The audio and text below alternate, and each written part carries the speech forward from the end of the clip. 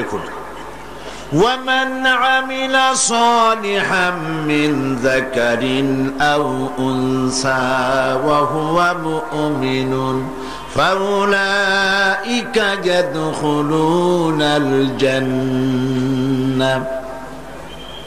যেই ভালো কাজ করবে, সে পুরুষ হোক অথবা নারী হোক, মুমিন ব্যক্তি পুরুষ হোক অথবা নারী হোক, ভালো কাজ করলে পরে আমি কিয়ামতের দিন তাদেরকে জান্নাতে প্রবেশ করাবো, তারা জান্নাতবাসী হবে। মুমিন পুরুষ আর মুমিন নারী পরস্পর পরস্পরের শত্রু নয়। সূরা তাওবার মধ্যে আল্লাহ পাক বলছেন, والمؤمنون والمؤمنات بعضهم أولياء بعض يأمرون بالمعروف وينهون عن المنكر। মুমিন পুরুষ আর মুমিন নারী পরস্পর পরস্পরের সহযোগী, এবং তারা কি করে? মানুষকে ভালো কাজের আদেশ দেয়, অন্যায় কাজ থেকে মানুষকে ফিরায় রাখে। তারা নামাজকে প্রতিষ্ঠা করে, তারা যাকাতকে আদায় করে এবং আল্লাহ রাসূলের আনুগত্য করে চলে। তাহলে আয়াতে কারিমাগুলির মধ্য দিয়ে, আল্লাহ পাকের এই আয়াতগুলির মধ্য দিয়ে আমরা বুঝতে পারলাম যে আল্লাহ পাক পুরুষ এবং নারীকে, যেখানেই পুরুষের কথা প্রায় সেখানে নারীর কথা সমভাবে আল্লাহ বলে নারী এবং পুরুষের সমান অধিকারের কথাই প্রতিষ্ঠিত করলেন। এমন এক সময় ছিল যখন কন্যা সন্তান জন্মগ্রহণ করাই ছিল পাপ, এবং সেই জাহালাতের যুগে কন্যা হয়েছে, মেয়ে হয়েছে শুনলে পরে স্বামীর মুখ কালো হয়ে যেত, মুখটা মলিন হয়ে যেত, এবং বাচ্চাটাকে ধরে আষাঢ় মেরে ফেলে দিত। জীবিত অবস্থায় কবরের মধ্যে পুঁতে রাখত, পাথর মেরে মাথাটা থেতলো করে দিত। আল্লাহ পাক কোরআনে কারিমে বলেছেন, বিআইয়ি যামবিন কুতিলাত, কোন অপরাধে এই কন্যা সন্তানটিকে হত্যা করলে? কি অপরাধ তার? বনু তামিমের এক ব্যক্তি ইসলাম কবুল করার পর লোকটি কাঁদতে ছিল। হাদিস শরীফে ঘটনাটি এসেছে। নবী করিম সাল্লাল্লাহু আলাইহি ওয়াসাল্লাম তাকে প্রশ্ন করলেন, তুমি কাঁদছো কেন? লোকটি বলছে, হে নবী, আমি তো মুসলমান হলাম, কিন্তু আমার গুনাহ কি মাফ হয়েছে? আল্লাহর নবী বলেন, তুমি যখন পড়েছো লা ইলাহা ইল্লাল্লাহু মুহাম্মাদুর রাসূলুল্লাহ, এই কালেমা পড়ার সঙ্গে সঙ্গে তোমার জীবনের সকল গুনাহ রাশি আল্লাহ রাব্বুল আলামিন মাফ করে দিয়েছেন। কিন্তু লোকটি কান্না থামছে না। নবীজি প্রশ্ন করলেন, গুনাহ তো মাফ হয়েছে, আমি তোমারে গ্যারান্টি দিলাম, এরপরও কাঁদো কেন? সে বলছে, হে রাসূল, আমি এমন গুনাহ করেছি যা সর্বক্ষণ আমাকে পীড়া দেয়। কি গুনাহ করেছো? সে বলল যে আমার স্ত্রী গর্ভবতী ছিল, গর্ভাবস্থায় তাকে রেখে আমি ব্যবসা করতে গিয়েছিলাম। ফিরে যখন এসেছি অনেকদিন পর স্ত্রী খবর দিল তার এক মরা সন্তান হয়েছে। আমি ভুলে গেলাম বিষয়। বেশ কয়েক বছর পর আমার ঘরে একটি ফুটফুটে সুন্দরী ছোট্ট একটি মেয়ে দৌড়দৌড়ি করতে দেখলাম। আমার খুব আগ্রহ হলো মেয়েটাকে দেখতে। আমি প্রশ্ন করলাম বউকে, এ মেয়েটি কার? বউ কাছে এসে বলল, এ মেয়েটি তোমারই। সেদিন আমি মিছে কথা বলেছিলাম, মেয়ে হয়েছে এটা যদি তুমি শুনতে পারো তো মেরে ফেলে দেবে। সেই ভয়তে আমি বলি নাই। আমি আমার দূর সম্পর্কীয় আত্মীয়র বাড়িতে তাকে প্রতিপালনের ব্যবস্থা করেছি, আর তারপরে একটু বড় হয়েছে পরে নিয়ে আসছি। এখন হয়তো তুমি তাকে দেখে আর মারতে পারবে না, সেই ভরসা করে এনেছি।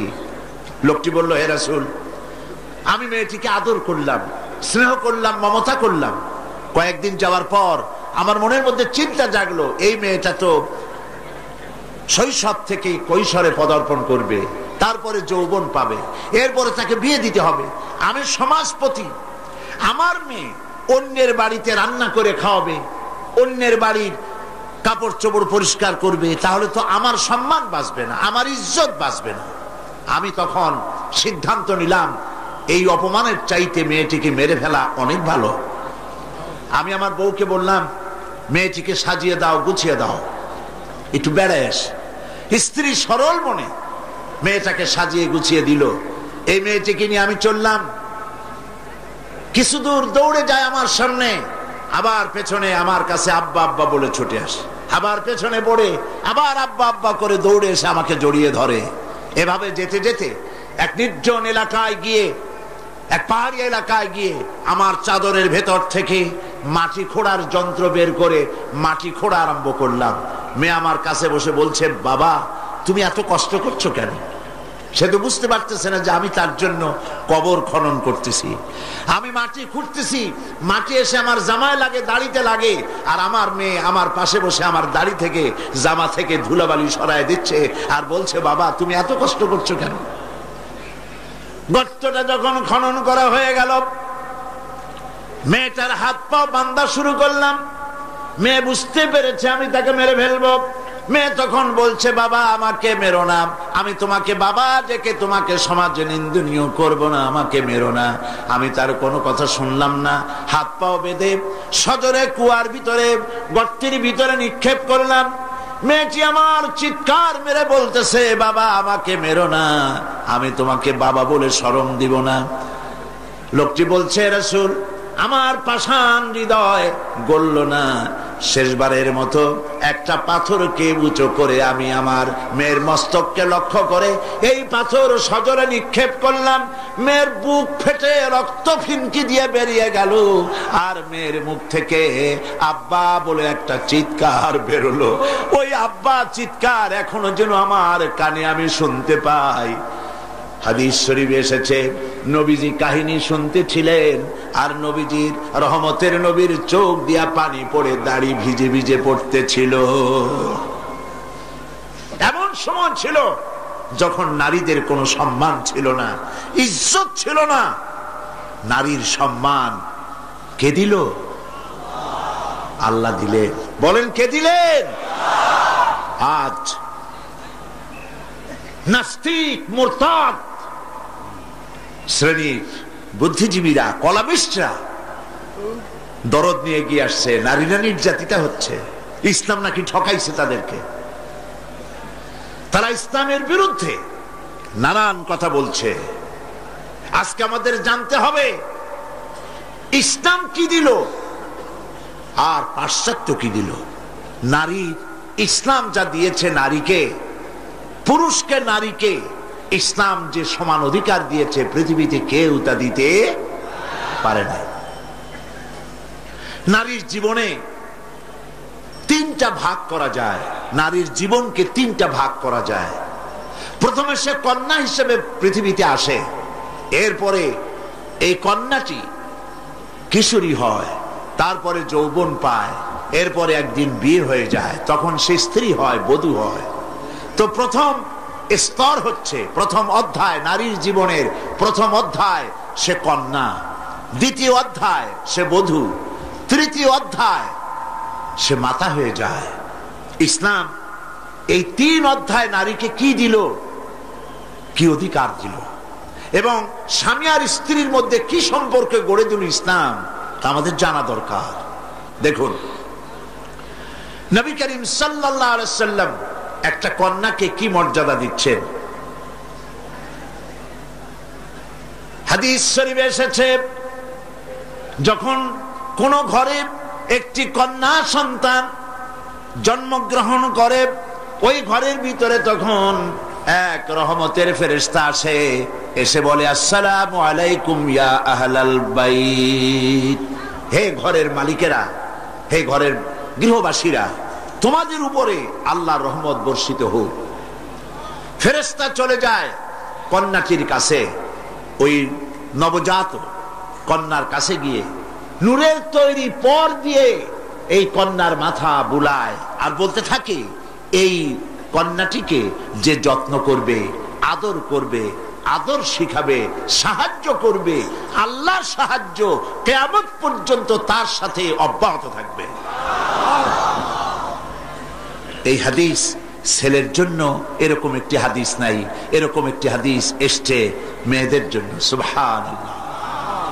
নবীজি বলছেন, মান আলা জারিয়াতাইনি হাত্তা তাবলুগা জা ইয়াউমাল কিয়ামাতি আনা ওয়া হুয়া কাহাতাইনি ওয়া দাম্মা আসাবিহু, আখরাজাহু মুসলিম। মুসলিম শরীফের হাদিসের মধ্যে এসছে, আল্লাহর নবী বলেন, যদি কারো দুটি কন্যা সন্তান হয় আর ওই কন্যা সন্তানটিকে বয়সপ্রাপ্ত হওয়া পর্যন্ত যদি তাকে প্রতিপালন করে এবং তাকে সহযোগিতা করে, কিয়ামতের দিন আমি মুহাম্মদ সাল্লাল্লাহু আলাইহি ওয়াসাল্লাম আর ওই দুই কন্যার পিতা পাশাপাশি অবস্থান করব জান্নাতে। এই কথা ছেলেদের ব্যাপারে বলা হয় নাই, কাদের ব্যাপারে বলা হয়েছে? মেয়েদের ব্যাপারে। নবী করিম সাল্লাল্লাহু আলাইহি ওয়াসাল্লাম বলেছেন, ওয়ান জাবির বিন আব্দুল্লাহ রাদিয়াল্লাহু তাআলা আনহু قال قال رسول الله صلى الله عليه وسلم من كان له ثلاث بنات يربيهن ويكفيهن ويرحمهن فقد وجب له الجنة। নবীজি বলেন, তিন কন্যার পিতা যদি কেউ হয় আর ওই তিনটি কন্যাকে যদি কেউ স্নেহ করে, আদর করে, আদব শিখায়, দিন শিখায় আর এবং সৎপাত্রস্থ করতে পারে, নবীজি বলছেন ওই পিতার জন্য কিয়ামতের দিন আল্লাহ পাক জান্নাত ওয়াজিব করে দিবেন। জান্নাত তার জন্য ওয়াজিব হয়ে যাবে। নবী করিম সাল্লাল্লাহু আলাইহি ওয়াসাল্লাম বলেছেন, লা তাকরিহুল বানাত ফা ইন্নী আবুল বানাত।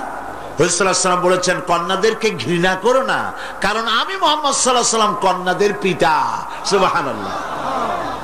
যারা কন্যা সন্তান হলে পরে মুখ কালো করেন, অনেক পুরুষ আছে যখন স্ত্রী গর্ভবতী হয় বন্ধুদের কাছে খবর দেয়, আল্লাহ আমারে সন্তান দিবেন, দোয়া করো। তারপরে যখন খবর পাওয়া গেল ডেলিভারি করেছে একটা মেয়ে, মুখটা মলিন হয়ে যায়। বন্ধুরা জিজ্ঞেস করলো, কই সন্তান হবে বললে, কতদিন চলে গেল কোনো খবর টবর যে দিলে না? কয় যে বলার মতো না। কি? কয় যে মাইয়া হয়েছে, একটা মেয়ে হয়েছে। এটা আর বলার মতো না। মুখটা কালো হয়ে যায়, স্ত্রীর সঙ্গে কথা বলে না। বারবার মেয়ে হলে, এমনও খবর পাওয়া গেছে বারবার মেয়ে হয়েছে বলে স্ত্রীকে তালাক পর্যন্ত দিয়ে দিয়েছে। নাউজুবিল্লাহ। মেয়ে হওয়ার জন্য স্ত্রী কি দায়ী? কে দায়ী? স্বামী দায়ী। তো খামোকা কেন মুখ মলিন করেন? আল্লাহ রাব্বুল আলামিন বলেছেন কোরআনে কারীমের মধ্যে, আমি কাউকে ছেড়ে দেই, কাউকে মেয়ে দেই, কাউকে ছেলেও দেই, মেয়েও দেই, কাউকে কিছুই দেই না।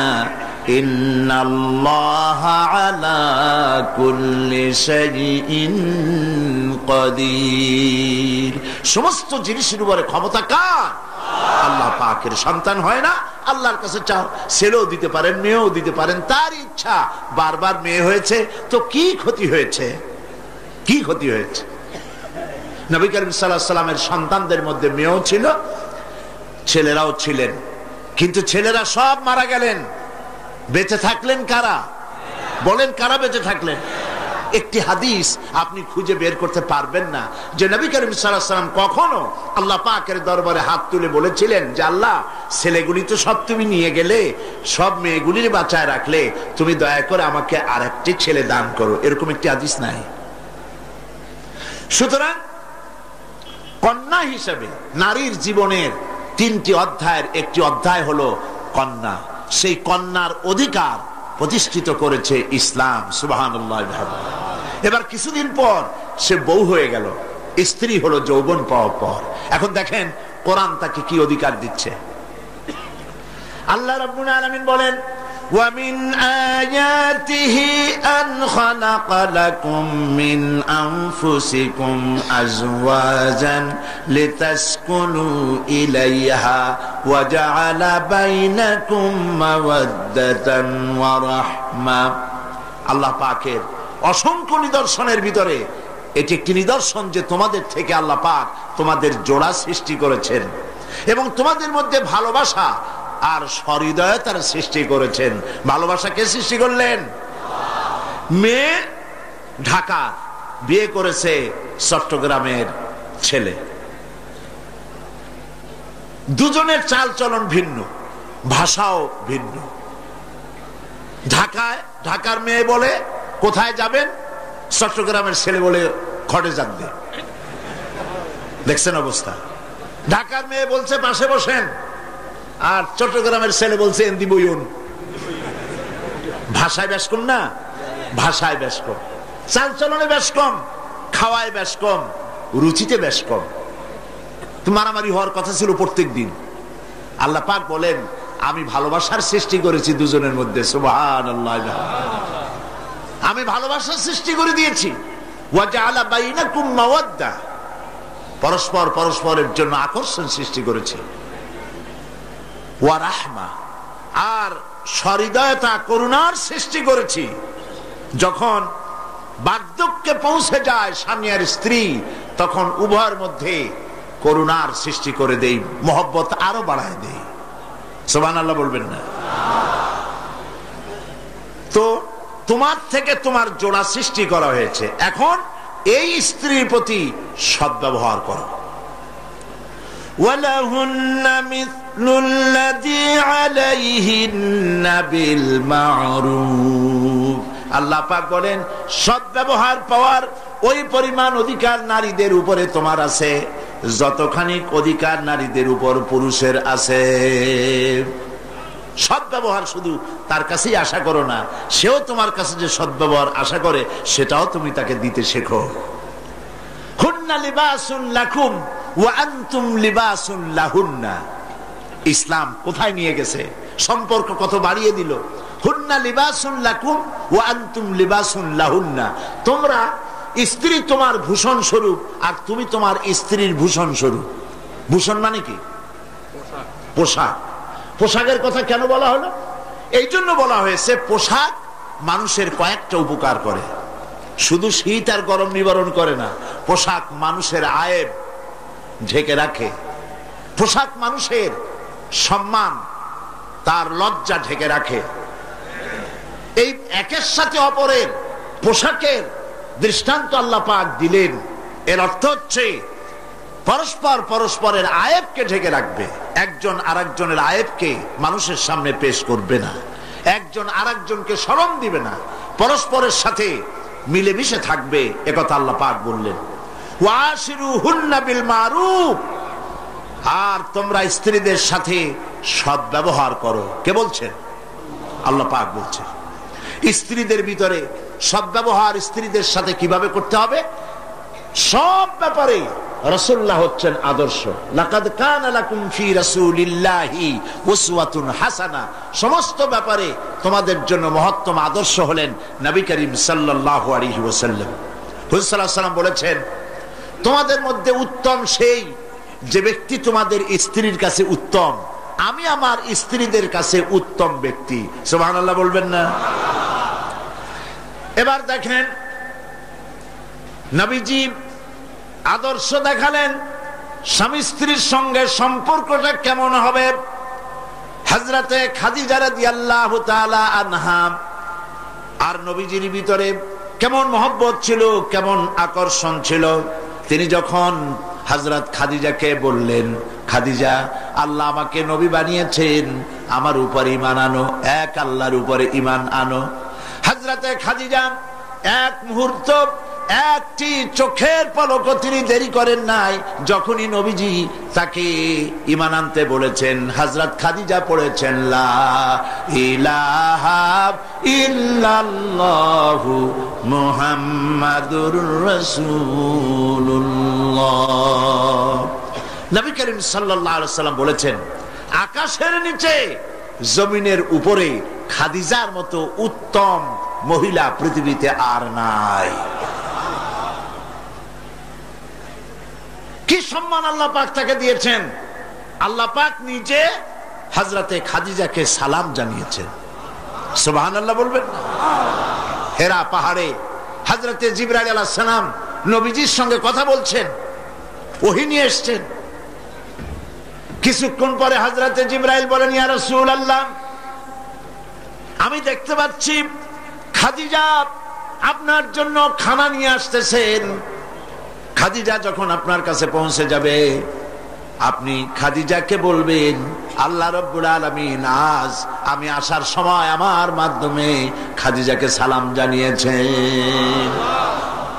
হযরতে খাদিজা যখন নবীজির কাছে পৌঁছে গেছেন, আল্লাহর নবী বলেন, খাদিজা তোমার জন্য আজকে একটি সুসংবাদ আছে। তিনি বললেন, আমার জন্য কি খবর, কি সুসংবাদ? হযরতে রাসূল বলছেন, খাদিজা শোনো, এইমাত্র জিবরাইল আমার কাছে চলে গেলেন, আর জিবরাইল বলে গেলেন আল্লাহ রাব্বুল আলামিন তোমাকে সালাম জানিয়েছেন। হযরত খাদিজা ডুকরে কেঁদে উঠলেন। তিনি বললেন, ইয়া রাসূলুল্লাহ, আমার মানব জন্ম সার্থক হয়ে গেছে, আল্লাহ আমারে সালাম জানাইছেন, এর চাইতে সৌভাগ্য আমার জীবনে আর কিছুই নাই। তবে নবীজি, আল্লাহর সালামের জবাব কেমনে দিতে হয় আমি জানি না, আপনি দয়া করে আমার পক্ষ থেকে আল্লাহর সালাম যেমনে দিলে আল্লাহ খুশি হয় তেমনি আপনি দিয়া দিবেন। কি মহব্বত স্বামী আর স্ত্রীর ভিতরে ছিল। হযরতে খাদিজা হযরতে রাসূল করিম সাল্লাল্লাহু আলাইহি ওয়াসাল্লাম, নবী করিম সাল্লাল্লাহু আলাইহি ওয়াসাল্লামের ঘরে হযরত খাদিজা যতদিন ছিলেন আরেকটি বিবাহ তিনি করেননি।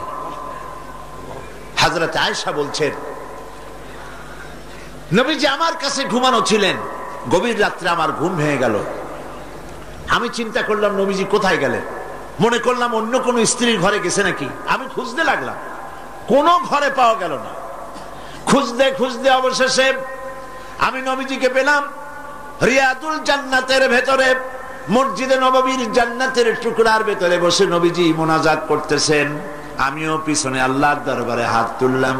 মোনাজাতের এক পর্যায়ে নবীজি বলতেছিলেন, রব্বুল আলামিন, কঠিন ওই হাসরের ময়দানে মা তার সন্তান ভুলে যাবে, বাপ তার সন্তানকে ভুলে যাবে, স্বামী তার স্ত্রীকে হারায় ফেলবে, স্ত্রী তার স্বামীকে চিনবে না।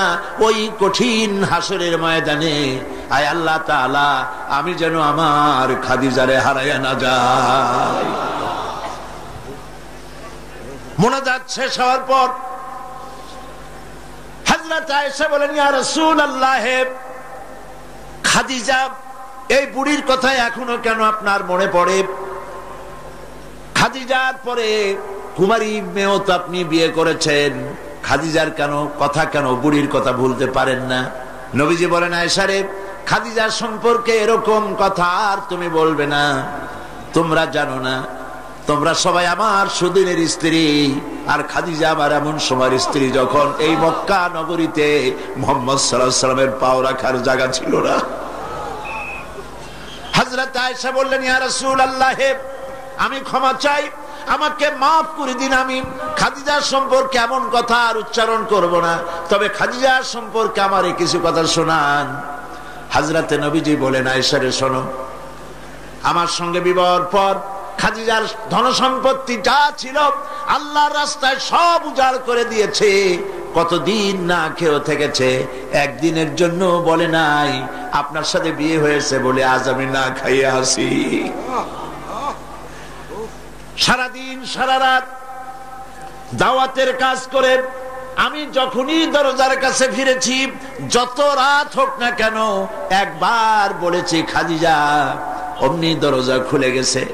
আমি প্রশ্ন করেছি, খাদিজা, যত রাত্রে আসলাম একদিনও দুইটা ডাক দেওয়া লাগলো না, তুমি কি ঘুমাও না?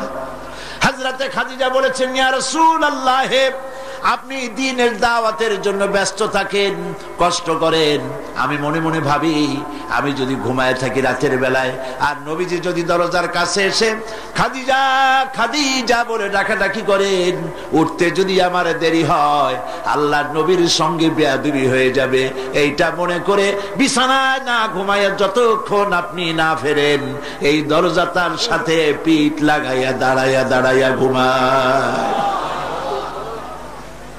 হযরত আয়েশা বলেছেন, আমাদের ঘরে রান্না বান্না তেমন হতো না, আমাদের ঘরে তেমন গোশত খাওয়ার সুযোগ আমাদের কিসমতে তেমন হতো না। যদি কোনোদিন আমাদের ঘরে দুম্বা বা ছাগল জবাহ হতো, গোশতগুলি নবীজি কেটে ভাগ করে সমস্ত স্ত্রীদের ঘরে দিয়ে দিতেন। এরপরে কয়েকটা গোশতের টুকরা একটা টোপলায় নিয়ে হযরত খাদিজা মদিনার অলিতে গলিতে ঘুরে বেড়াতেন। খাদিজার কোন বান্ধবী পাওয়া যায় কিনা? সুবহানাল্লাহ। নবী করিম সাল্লাল্লাহু আলাইহি ওয়াসাল্লাম তার স্ত্রীদেরকে এভাবে ভালোবাসতেন, আর স্ত্রীরাও নবীর জন্য এভাবে ভালোবাসতেন, ভালোবাসা দিতে। স্ত্রীর অধিকার ইসলাম দিয়েছে, আর কেউ দিতে পারে নাই। আর এই স্ত্রীদের মধ্যে সব থেকে উত্তম স্ত্রী কে? নবীজি বলেছেন, আদ-দুনিয়া কুল্লুহা মাতাউন ওয়া খায়রুল মাতাইদ দুনিয়া ইমরাতুস সালিহা। দুনিয়ার সব কিছু সম্পদ, এর মধ্যে উত্তম নিয়ামত হচ্ছে পতিপরায়ণা সতীসাধ্যী স্ত্রী। সুবহানাল্লাহ। হুজুর বলেছেন, তিনটি জিনিস আমি পছন্দ করি, তিনটি জিনিস আমার প্রিয়। একটি হলো নামাজ, একটি হলো সুগন্ধ, আর একটি হলো স্ত্রী। সুবহানাল্লাহ।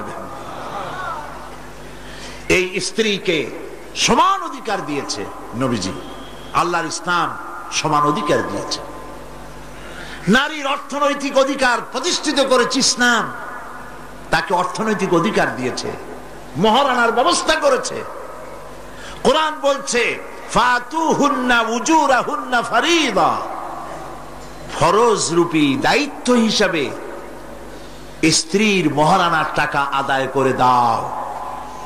বহু মুসলমান আছে মহারানার টাকা আদায় করে না, বরং আজকাল তো নতুন সিস্টেম চালু হয়েছে মানুষকে শোনাবার জন্য।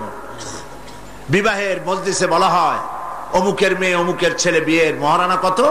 5,55,555 পয়সা।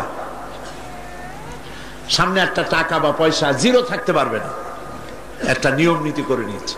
এই টাকাগুলি মহারানার টাকা সঠিকভাবে আদায় করা হয় না অনেক ক্ষেত্রে, একথা ঠিক কিনা? বরং উল্টো করে মহারানা আদায় করা হয় মেয়ে পক্ষের কাছ থেকে, কন্যা পক্ষের কাছ থেকে। এটাকে কি বলা হয়? এটাকে কি বলা হয়? এটা হলো যৌতুক নামের কৌতুক। মেয়ে পক্ষের কাছ থেকে টাকা আদায় করা। মেয়ে পক্ষ যদি ইচ্ছে করে বর পক্ষকে যদি টাকা দেয়, পয়সা দেয়, গাড়ি দেয়, বাড়ি দেয়, কোনো আপত্তি নেই, দিতে পারে। কিন্তু ডিমান্ড করে নেওয়া, চেয়ে নেওয়া সম্পূর্ণ হারাম। কন্যার পিতার মাতা 12 বছর, 18 বছর, 20 বছর, 25 বছর লালন পালন করে কলিজার টুকরা সন্তানটাই তো দিয়ে দিল। এর চাইতে টেলিভিশন, গাড়ি বাড়ি বেশি হয় কি করে?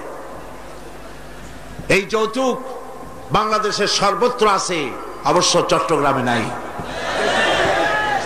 আছে। ছেলে যদি এমএ পাস করে, ইঞ্জিনিয়ারিং পড়ে, লয়ার হয়েছে, পিতার এই ধারণাই হয় সন্তানকে পড়াতে লেখাতে যত টাকা খরচ হয়েছে কন্যা পক্ষকে কাছের থেকে আদায় করে নেব।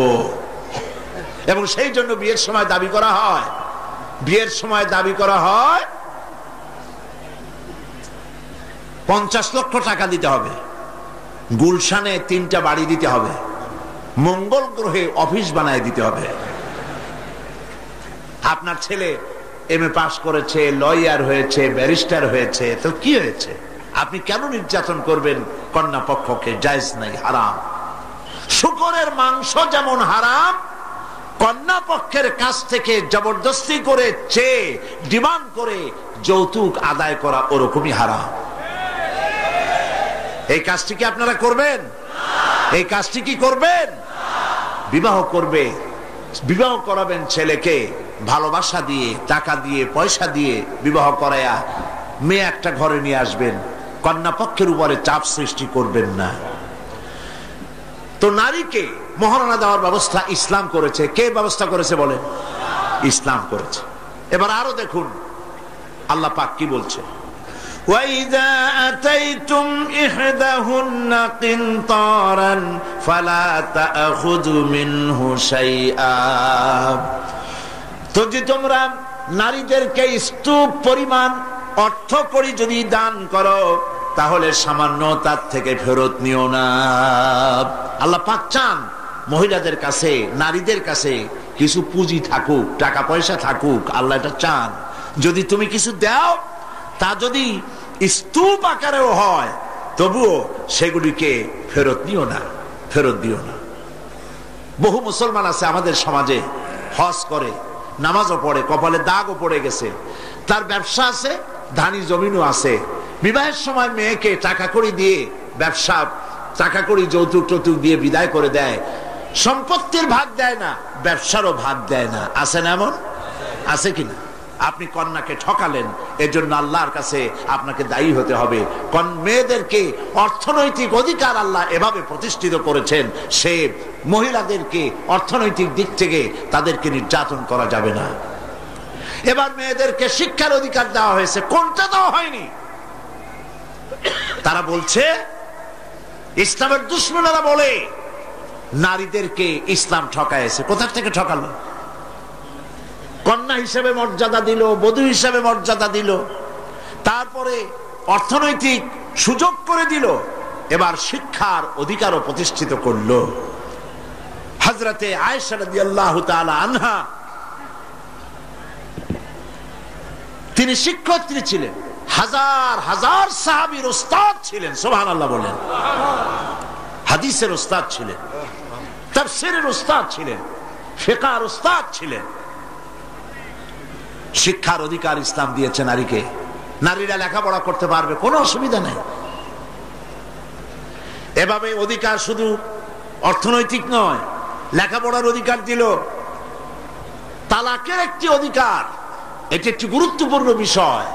তালাকের অধিকারটিও শুধুমাত্র পুরুষের না, এই তালাকের অধিকার নারীদেরকেও দেওয়া হয়েছে। কথা বুঝতে পেরেছেন? তালাকের অধিকার, বিবাহ বিচ্ছেদের অধিকার শুধু পুরুষের নয়, নারীকেও দেওয়া হয়েছে। পুরুষ যদি অকর্মণ্য হয়, যদি সে উন্মাদ হয়, জালিম হয়, নপুংসক হয়, তাহলে এই স্ত্রী কোর্টে তা প্রমাণ করে তার স্বামীকে পরিত্যাগ করে ইচ্ছে মতো স্বামী গ্রহণ করতে পারবে, ইসলাম সুযোগ দেয়। তালাক, কথায় কথায় তালাক দেওয়ার একটা রেওয়াজ আমাদের দেশে আছে।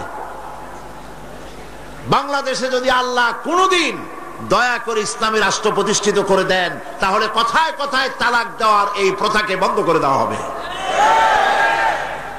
তরকারিতে লবণ কম হয়েছে, শুটকি মাছে ঝাল হইল কেন, এই সব কথা বলিয়া তালাক দেওয়া যাবে না। আর একসঙ্গে 3 তালাক দেওয়া তো যাবেই না। এক সাহাবী এসে নবী করিম সাল্লাল্লাহু আলাইহি ওয়াসাল্লামের কাছে খবর দিলেন যে একজন তার স্ত্রীকে একসাথে 3 তালাক দিয়েছে। নবী করিম সাল্লাল্লাহু আলাইহি ওয়াসাল্লাম এত গোসা হয়েছিলেন যে বসার থেকে দাঁড়ায় গেলেন। তিনি বললেন, এই লোকটি তো আল্লাহ পাকের কোরআনের সাথে তামসা করেছে। তালাকের আল্লাহর কাছে 2টা হালাল সবচেয়ে জঘন্য, 2টি হালাল সব থেকে জঘন্য। একটা হলো ভিক্ষাবৃত্তি, আর একটা হলো তালাক। যখন তালাক দেওয়া হয় অন্যায় ভাবে, গোসায় আল্লাহর আরশ কাঁপতে থাকে। নাউজুবিল্লাহ বলে। আপনি এভাবে তালাক দিতে পারবেন না। তালাক দেওয়ার নিয়ম হলো, যখন স্ত্রীর সাথে, লক্ষ্য করুন, স্ত্রীর সাথে বনিবনা হচ্ছে না, স্ত্রীর চরিত্র খারাপ, স্ত্রীর দাজ্জাল মার্কা, বনেই না, তো আল্লাহ পাক তখন বলেছেন, উভয় পক্ষের আত্মীয় স্বজন নিয়ে মীমাংসা করার চেষ্টা করো, সালিসি করো। যদি মীমাংসায় না হলো, তাহলে 1 মাসে 1 তালাক দাও, বিছানা আলাদা করে দাও, এবং অপেক্ষা করো তার এই অবস্থা দেখে সে ফিরে আসে নাকি। যদি ফিরে আসে তো গ্রহণ করো, যদি ফিরে না এলো 2য় মাসে 2য় তালাক দাও। তাও যদি ফিরে না আসে, তাহলে 3য় মাসে গিয়ে 3 তালাক একদম রেজি করে দাও, আর ফেরত হবে না। 3 তালাকে বায়না করে দাও, এই স্ত্রীকে আর গ্রহণ করা যাবে না। এখন আমাদের দেশে রাগের মাথায় একসাথে 3 তালাক দেওয়ার পর মনে মনে অনুশোচনা হয়, এতগুলো ছেলে পেলে নিয়ে করবো কি, কি সর্বনাশ হইল, রাগের মাথায় করলামটা কি। এখন এই বউ ফিরে পাওয়ার জন্য মসলা তালাশ করে। তখন গ্রামের মুন্সি মৌলবী এই জাতীয় এক শ্রেণীর লোক আছে যারা কোরআন বোঝে না, হাদিস বোঝে না, তারা হিল্লা নামক একটা ঔষধ বাইর করছে। সেই ঔষধটা কি? তারা বলে যে এই স্ত্রীকে যদি আবার নিতে চাও তাহলে আর একটা পুরুষের সঙ্গে বিবাহ দাও এবং শর্ত করো যে তোমার কাছে দিলাম, 2-3 দিন পর তুমি তালাক দিয়ে দিবা, এরপরে আমরা নিয়ে নেব। তালাকের নিয়তে বিবাহ করা এটা সম্পূর্ণ হারাম, বিবাহ হবে না। তালাকের নিয়তে বিয়ে করলো বিয়ে হবেই না। তারপরে এই যে ভাড়া করা, একজনের সঙ্গে হিলা করতে দেওয়া, এটাকে হাদিসের ভাষায় বলা হয়েছে ভাড়া করা ষাঁড়। ভাড়া করা ষাঁড়। ইসলামে এই ধরনের কোন বিধান নাই। সবাই কান খুলে শুনুন, হিল্লা করার যে ব্যবস্থা বাংলাদেশে গ্রামে গঞ্জে আছে, শরীয়তের কোন অস্তিত্ব নাই। কেউ যদি তার স্ত্রীকে তালাক দেয় আর এই স্ত্রীকে আবার ফেরত নিতে চায়, মৃত্যু পর্যন্ত ফেরত নিতে পারবে না।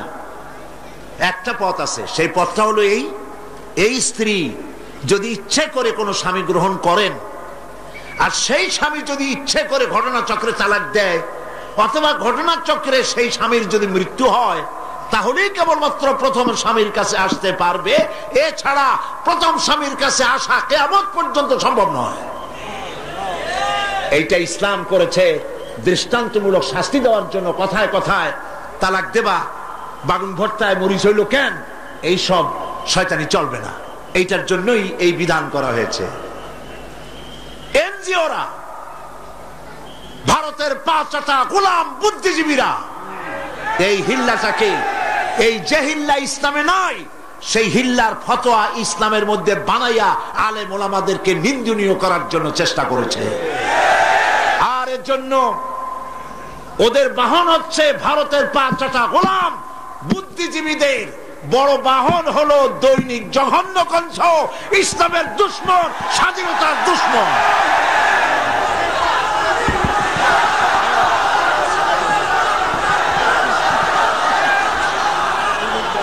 এই পত্রিকা কোন মুসলমানের পড়া উচিত নয়। এই পত্রিকাটা এখন পড়েন প্রত্যেক দিন, সরকারের বদনাম, দেশের বদনাম, মুসলমানের বদনাম, আলেমদের গালাগালি ছাড়া এই পত্রিকায় কিছু পাওয়া যায় না।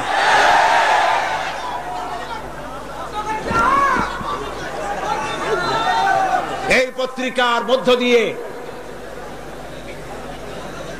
ভারতের গোলাম কলামিস্ট, ফিচার লেখক, সাংবাদিকরা এই পত্রিকায় চড়ে বাংলাদেশের বদনাম করে চলছে, আলেমদের বদনাম, মুসলমানদের বদনাম করে চলছে। ফতোয়া বিষয়টাকে ওরাই নিন্দনীয় করেছে। ফতোয়াকে নিন্দা করা যাবে না। ফতোয়া আল্লাহ পাকের। ফতোয়া কার? গতকাল বলছি না, ফতোয়া কার? আল্লাহ পাকের। ওরা সেই আল্লাহকে বিশ্বাস করে বলে চিন্তা করার কোনো কারণ নাই। কারণ এই পত্রিকাটাই লিখেছিল ওয়াহাজাল বালাদিল আমিন, এই বলদের শহর, অতুরে চিনি না, তোরে আমি চিনি না, এই পত্রিকায় লিখেছিল। প্রিয় ভাই সব, তালাক কখনো রাগের মাথায় এই জঘন্য কাজ কেউ করবেন না। যদি করতেই হয় তাহলে 3 মাসে 3 তালাক হবে, একসাথে 3 তালাক দেওয়া যাবে না। যদি কেউ একসাথে 3 তালাক দিয়ে বসে, তালাক হয়ে যাবে, এটাও মনে রাখবেন, তালাক হয়ে যাবে। তবে আল্লাহ পাক অসন্তুষ্ট হবেন, নারাজ হবেন, গুসায় আল্লাহর আরশ কাঁপতে থাকে। এই কাজটি কখনো করবেন না। আল্লাহ পাক তালাক চান না। আল্লাহ চান স্বামী স্ত্রীর মধ্যে মহব্বত পয়দা হোক। সুবহানাল্লাহ। যদি স্ত্রীর উপর রাগ হয়, কখনো মন খারাপ হয়, আল্লাহ বলছেন ওয়ালা তানসাউল ফাদলা বাইনাকুম, তোমরা পরস্পর পরস্পরের অনুগ্রহকে ভুলে যেও না। আজকের একটা ব্যাপারে মন খারাপ হয়েছে, তুমি চিন্তা করো তোমার জীবনের অনেক ক্ষেত্রে এই স্ত্রীর অনেক অবদান আছে, সেগুলিকে মনে করে আজকেরটা মাফ করে দিলেই তো সারে। সুবহানাল্লাহ। আল্লাহ পাক চান না স্বামী স্ত্রীর ভিতরে অসন্তুষ্টি থাকুক এবং তালাক পর্যায়ে চলে যায়। একবার নবী করিম সাল্লাল্লাহু আলাইহি ওয়াসাল্লাম বসে আছেন মসজিদে নববীর ভিতরে, মুখ মলিন, সাহাবায়ে কেরাম ভয়তে কথা বলতে পারছেন না। কিছুক্ষণ পর হুজুর হযরত আলী হযরত ফাতেমার ঘরে ঢুকলেন, বেরিয়ে আসলেন হাসি মুখে। তিনি প্রশ্ন করলেন, সাহাবায়ে কেরাম জিজ্ঞেস করলেন, হে রাসূল, একটু আগে আপনার মুখ এত মলিন ছিল আর এখন আপনি এত হাসি খুশি, আমরা তো তখন কথা বলতে সাহস পাইনি, হুজুর কি হয়েছিল? আল্লাহর নবী বলেন, ওদের মধ্যে মনোমালিন্যের সৃষ্টি হয়েছিল আর আমার মনটা খারাপ হয়ে গিয়েছিল। ওদের, বুঝতে পারছেন তো, হযরত আলী এবং ফাতেমার মধ্যে মনোমালিন্য সৃষ্টি হয়েছিল, আমার মনটা খারাপ হয়ে গিয়েছিল। আমি ভেতরে গেলাম, উভয়ের সঙ্গে কথা বললাম। এখন তারা দুজনের মধ্যে তাদের ভুল বুঝাবুঝির নিরসন হয়েছে, আমার মনটা খুশি হয়ে গেছে। নবীজি বলেন, ফাতেমাকে যে কষ্ট দেয় সে আমাকে কষ্ট দেয়, কারণ ফাতেমা আমার কলিজার টুকরা। স্বামী এবং স্ত্রীর মধ্যে সম্পর্ক ভালো থাকতে হবে, অধিকার সমান, তবে স্বামীর মর্যাদা বেশি। মর্যাদা কার বেশি? স্বামীর মর্যাদা বেশি। তিরমিজি শরীফের হাদিসে এসেছে, আল্লাহর নবী একদিন একদিকে যাচ্ছিলেন, জঙ্গল থেকে এক পাহাড়িয়া উট এসে নবীজির কদমের উপরে, নবীজির কদম মোবারকে চুমা দিল, সেজদা করলো। সাহাবায়ে কেরাম বললেন, ইয়া রাসূলুল্লাহ, পাহাড়ের উটের কি সৌভাগ্য, আল্লাহর নবীর পায়ের উপরে চুমা খেয়েছে, সেজদা দিয়েছে, আমাদেরকে অনুমতি দেন, আমরা আপনার কদমের উপরে আমরা সেজদা দিয়া ধন্য হই। হুজুর বলেন, শোনো, আমি যদি এই পৃথিবীতে কোনো মানুষকে সেজদা করার জন্য যদি পারমিশন দিতাম, তাহলে পৃথিবীর সমস্ত নারীদেরকে বলতাম তারা যেন তাদের স্বামীকে সেজদা দেয়। তাহলে মর্যাদা কার বেশি? স্বামীর মর্যাদা বেশি, অধিকার সমান, মর্যাদা বেশি স্বামীর। আবু দাউদ শরীফের হাদিসে এসেছে, নবীজি বলেছেন, কোন স্ত্রী লোক এমন অবস্থায় যদি মারা যায় যে তার স্বামী তার উপরে সন্তুষ্ট ছিল, আল্লাহ রাব্বুল আলামিন ওই মেয়ে লোকটি জান্নাত দান করে দিবেন। স্বামীর মর্যাদা এখানে বেশি। তাহলে আমরা দেখলাম অধিকারের দিক থেকে যখন নারী ছিল, বধূ ছিল, কন্যা ছিল, বধূ ছিল, সব জায়গায় ইসলাম নারীকে সম্মান বাড়িয়ে দিল, ঠিক কিনা বলে? এবার নারী বিবাহ হওয়ার পর কদিন পরে মা হয়ে গেল, মা হয়ে যাওয়ার পর মর্যাদা কমে গেল না বেড়ে গেল? বলেন, কমলো না বাড়লো? নবীজি বলছেন, আল্লাহর নবীর সামনে একজন সাহাবী এসে প্রশ্ন করলেন, হে আল্লাহ রাসূল, খেদমত করব কার? মান আহাক্কুন নাসি বিহুসনি সাহাবাতি? ক্বালা উম্মুক। ক্বালা সুম্মা মান? ক্বালা উম্মুক। ক্বালা সুম্মা মান? ক্বালা উম্মুক। ক্বালা সুম্মা মান? ক্বালা আবুক। আখরাজাহুল বুখারী। বুখারী শরীফের হাদিস। সাহাবী জিজ্ঞেস করছেন, ইয়া রাসূলুল্লাহ, খেদমত করব কার? হুজুর বলেন, তোমার মায়ের। তারপরে কার? তোমার মায়ের। তারপরে কার? তোমার মায়ের। তারপরে কার? তোমার পিতার। বাপের চাইতে মায়ের মর্যাদা কয় গুণ বেড়ে গেল? বলেন, 3 গুণ বেড়ে গেল মর্যাদা। আল্লাহর নবী মসজিদে নববীতে বসে আছেন, সাহাবায়ে কিরাম কর্তৃক পরিবেষ্টিত হয়ে। এমন সময় একজন বুড়ি মসজিদে প্রবেশ করেছেন। হুজুর তাকে দেখে দাঁড়ায় গেলেন। কাছে যখন এলেন মহিলা, নবীজি নিজের গায়ের চাদর বিছায়া দিলেন। মহিলা চলে যাওয়ার পর সাহাবায়ে কিরাম প্রশ্ন করলেন, ইয়া রাসূলুল্লাহ, আমরা তো চিনলাম না এই মহিলাকে। একজন মেয়ে লোকের জন্য নবীজি তার গায়ের চাদর বিছায়া দেয়, এত বড় সম্মানী মহিলা আমরা চিনলাম না, তিনি কে? আল্লাহর নবী বলেন, সাহাবীরা, আমি আমার মায়ের যত্ন কিসমতে তেমন হয় নাই, আমার মায়ের দুধ আমার কিসমতে তেমন হয় নাই। যার কোলে কাকে চড়ে, যার বুকের দুধ খাইয়া আমি বড় হয়েছি, এই আমার সেই দুধ মা হযরতে হালিমাতুস সাদিয়া। মায়ের মহব্বত কেমনে করতে হবে? মা যখন হয়ে গেলেন, সম্মান বেড়ে গেল সন্তানের কাছে। একজন সাহাবী এসে রাসূলের কাছে বলছেন, হে রাসূল, আমার মায়ের মেজাজ খুব খারাপ। হাদিস, আমার মায়ের মেজাজ খুব খিটখিটে। হুজুর প্রশ্ন করলেন, তোমার মা যখন তোমারে গর্ভে রাখছিলেন তখন তো মেজাজ খারাপ ছিল না?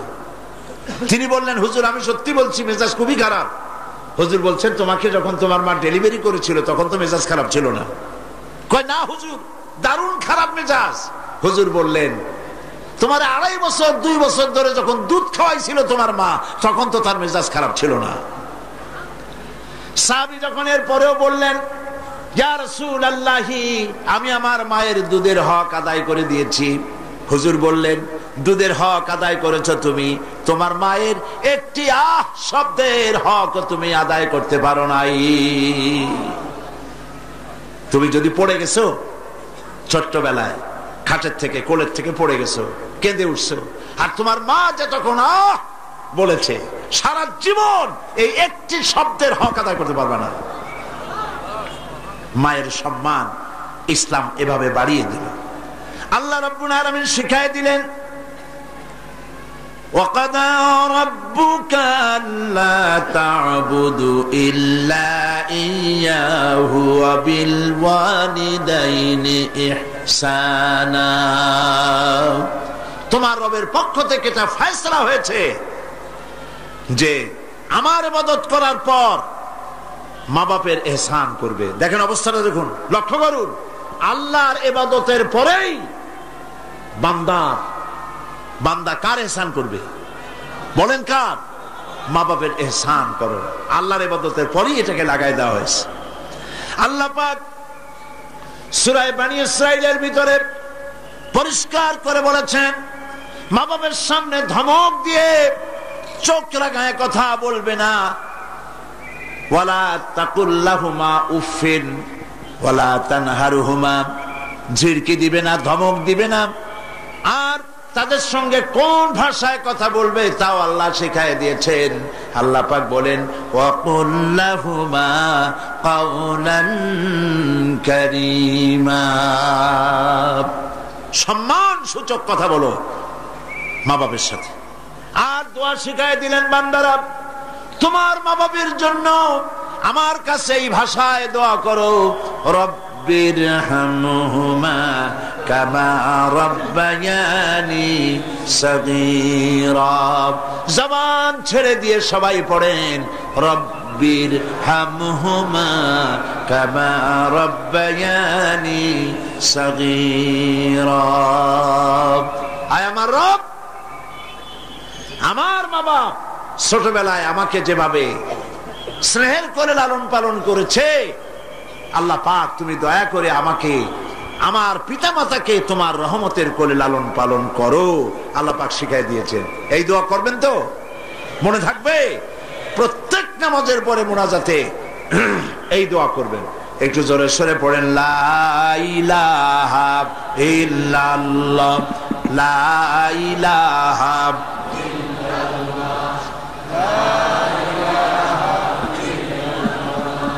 লা ইলাহা ইল্লাল্লাহ, লা ইলাহা লা ইলাহা ইল্লাল্লাহ মুহাম্মাদুর রাসূলুল্লাহ। তাহলে আমরা দেখতে পেলাম, নারীকে আল্লাহ পাক অধিকার দিলেন, সম্মান দিলেন, কন্যা হিসেবে দিলেন, বধূ হিসেবে দিলেন, মা হিসেবেও দিলেন। এখন এই মহিলাদেরকে বলা হয়েছে, পর্দায় থাকার জন্য বলা হয়েছে। মা বোনেরা লেখাপড়া করতে পারবেন, চাকরি করতে পারবেন, জিহাদে যেতে পারবেন, সবই করতে পারবেন পর্দার ভিতরে থেকে।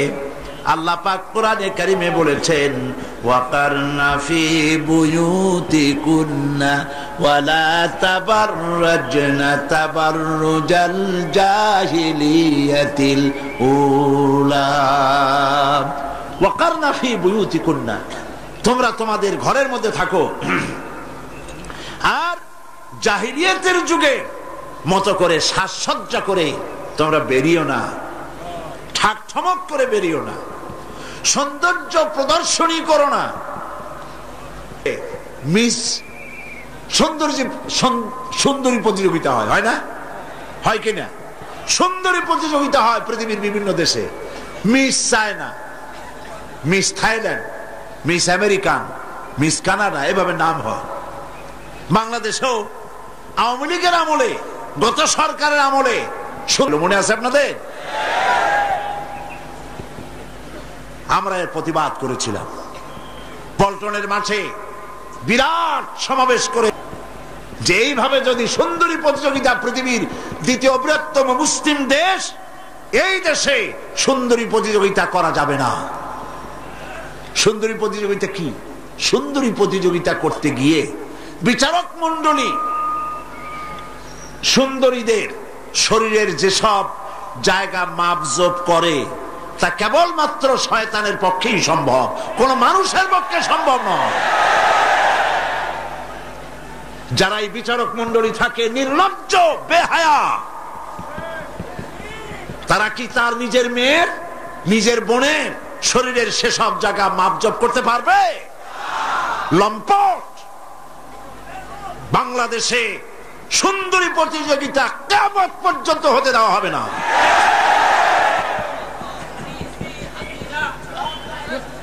হ্যাঁ, থামো। প্রিয় ভাই সব, মাশাআল্লাহ, আমাদের আরেকজন মন্ত্রী মহোদয় এসছেন, আমার খুব মহব্বতের মানুষ, জনাব জাফরুল ইসলামের চৌধুরী। আলহামদুলিল্লাহ পড়েন। এমন এক সময় ছিল, উনি সালাম দিচ্ছেন, জবাব দেন। এমন এক সময় ছিল মন্ত্রীদের জ্বালায় তাফসীর মাহফিল করা যায় নাই, আর আল্লাহ এমন করলেন এখন মন্ত্রী আল্লাহর মেহেরবানি জোয়ারের মতো তাফসীর মাহফিল আসতেছে। চিল্লায় বলেন আল্লাহু আকবার। এটাই হলো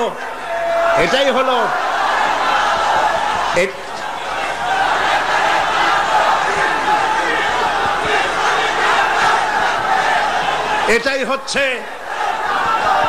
আরে ভাই আমার বলতে তো দেন, এটাই হচ্ছে ইসলামের পক্ষের শক্তি আর ইসলামের বিপক্ষ শক্তির, এটাই হলো পার্থক্য।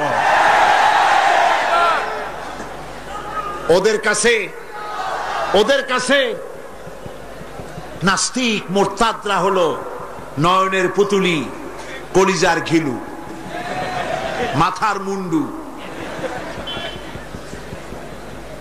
কি সব বন্ধু বান্ধব তাদের! শামসুর রহমান, কবির চৌধুরী, মুনতাসির মামুন, হাসান ইমাম, শাহরিয়ার কবির, এই হলো কলিজার টুকরা, যেগুলো হিসাব করা নাস্তিক মুরতাদ। কবি শামসুর রহমান লিখলো, ফজরের আজান যখন শুনি মনে হয় বেশ্যা তার খরিদ্দার ডাকতেছে। ওই সরকার তারে পুরস্কার দিছে, ওই সরকার তারে পুরস্কার দিয়েছে। এই জন্য থামো, এই জন্য আজ ওরা ওদেরকে বন্ধু বানায়ছে, আল্লাহ নারাজ হয়ে গেছে। এর একটাও নামাজ নাই, রোজা নাই, আল্লাহ পরকালকে বিশ্বাস করে না, সব সময় ইসলামের বিরুদ্ধে লেখে। আর ওদের গত সরকারের সব থেকে কলিজার দুশ্মন ছিল আলেমরা। আলেম সহ্যই করতে পারত না। আলেম মানেই রাজাকার, দাড়ি টুপি মানেই স্বাধীনতার বিরোধী। কপাল তোমাদের আরো পুড়বে, কপাল পোড়ার হইল কি, আরো বাকি আছে। আলেমদের যত জ্বালাইছো, কোরআন শরীফ ডাস্টবিনে ভালাই দিছ। মূর্তির ব্যাপারে কথা বললে কলিজায় লাগে, বিবৃতি দাও। আর তাও তো হিন্দুদের মূর্তির কথা বলা হয় নাই, রাস্তাঘাটে যেগুলো বানাইছো সেগুলির ব্যাপারে কথা বলছি, তাই কলজা জ্বলে উঠছে। কিন্তু আওয়ামী লীগের জমানায় শত শত কবি কোরআন শরীফের ডাস্টবিনে বানানো হয়েছিল, তোমরা তখন কোন ইন্দুরের গর্তে ছিল? কেন প্রতিবাদ করো নাই? আল্লাহ পাক আছেন এবং আল্লাহ পাক দেখতেছেন। ওরা বলতেছে এই সরকারের উপরে গজব নাজিল হবে। গজব কাদের উপরে হয়? তাকায় তাকে দেখো। মুফতি ইজারুল হক, মুফতি আমিনী, আল্লামা আজিজুল হক সহ 13,000 আলেম জননিরাপত্তা আইনে গ্রেফতার করে জেলের মধ্যে ঢুকাইছো।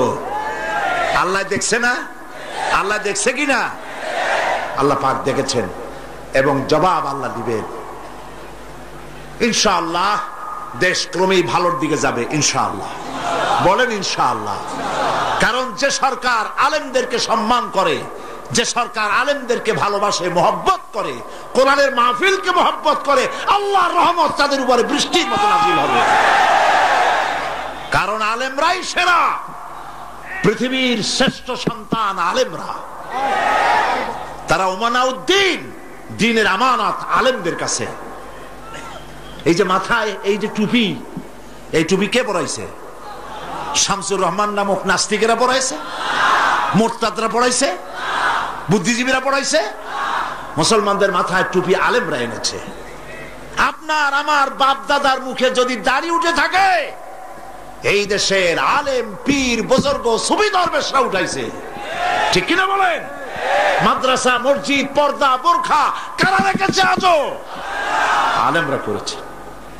আল্লাহর নবী বলেছেন, আকাশের সমস্ত তারকা মণ্ডলীর ভিতরে পূর্ণিমার চাঁদের যে মর্যাদা, পৃথিবীর সমস্ত উম্মতের ভেতরে আমার আলেমদের সেই মর্যাদা।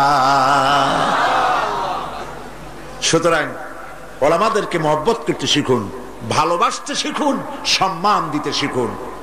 ওলামাদের কথা বিশ্বাস করুন, কারণ তারা কথা বলে কোরআন দিয়ে, হাদিস দিয়ে। সুবহানাল্লাহ বলে। পর্দার বিষয়টি আলোচনা করতেছিলাম। পর্দা করা ফরজ। পর্দা করা কি? ফরজ। নবীজি বলেছেন এমন এক সময় আসবে, ক্বালা রাসূলুল্লাহ সাল্লাল্লাহু আলাইহি ওয়াসাল্লাম, নিসাউন কাসিয়াতুন আরিয়া মুমিলাতুন মাইলাতুন রুউসুহুন্না কাল বুখতিল মাইলা লা ইয়াদখুলনাল জান্নাতা ওয়া লা ইয়াজিদনা রিহাহা। আখরাজাহু মুসলিম। আল্লাহর নবী বলেন, এমন এক জামানা আসবে যখন বস্ত্র পরিধানকারিণী উলঙ্গিনী হবে মেয়ে লোকগুলি, উটের চুটের মতো করে খোপা বেঁধে মরাল সময় হেলে দুলে পরপুরুষের দৃষ্টি আকর্ষণ করে রাস্তায় চলাফেরা করবে। এরা জান্নাতি যাওয়া তো দূরের কথা, জান্নাতের সুঘ্রাণও এদের নাকের ভিতরে প্রবেশ করবে না। কাসিয়াতুন আরিয়া, বস্ত্র পরিধানকারিণী উলঙ্গিনী। কথা শুনতেছেন আপনারা? বুঝতে পারতেছেন?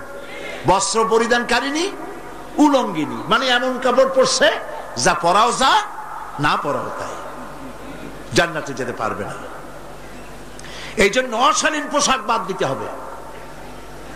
রাসূলুল্লাহ বলেছেন আরাফাতের ময়দানে, তোমরা যেমন খাবে তোমাদের মেয়েদেরকে, স্ত্রীদেরকে তেমন পরাবে।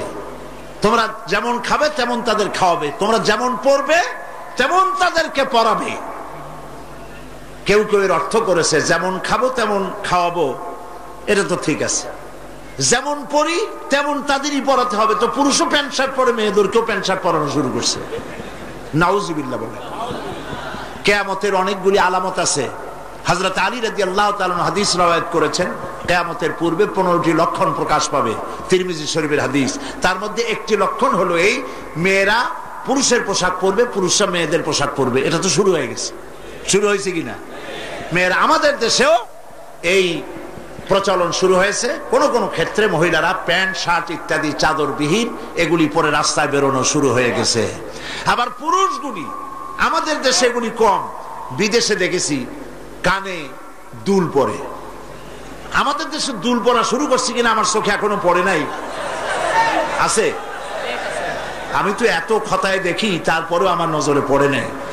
তবে চেন পরা দেখেছি, সোনার চেন বহু নজরে পড়েছে। স্বর্ণের চেন গলায় পরে পুরুষ মাঘের পৌষের প্রচন্ড শীতে সামনের 3-4টা বোতাম খোলা রাখে, যাতে মানুষে বুঝে উনি একখান কিছু পড়ছেন। হারাম, হারাম। পুরুষের জন্য একরত্তি স্বর্ণ জায়েজ নাই। তুমি তো সোনার চেন পরো নাই, তুমি জাহান্নামের আগুনের শিকল পরেছ। কারো যদি থাকে এগুলি খুলে আজই, বউ থাকলে বউরে দাও, না থাকলে বুনেরে দাও, আর না থাকলে কিছু যদি না থাকে বাক্সে উঠায় রাখো, বউ আসলে তারে পরাই দিও, তোমার জন্য হারাম। বিদেশে কানে দুল পরে, নাকে ফুল পরে, আমি অবাক হয়েছি। ঠোঁটে রিং পরে, ঠোঁটে জিহ্বাও রিং পরে। ভাত খায় কেমনে আল্লাহই জানে। শয়তান কারে বলে না, আমার দেশে জিহ্বায় ঠোঁটে রিং আমি দেখি নাই। আমি ইউরোপ আমেরিকা দেখেছি, মাথার চুল চতুর্দিক থেকে কেটে মাথার চান্দির উপরে তালপট্টির দ্বীপের মতো বানায় রাখে, আবার 2 দিক থেকে কামাইয়া মাথার উপরে তাল পাতার মতো রঙিন করে চুল খাড়া করে রাখে, আবার পেছনের চুল ছোট করে কেটে ওইখানে বাড়ির নম্বর, রোড নম্বর, টেলিফোন নম্বর লিখে রাখে।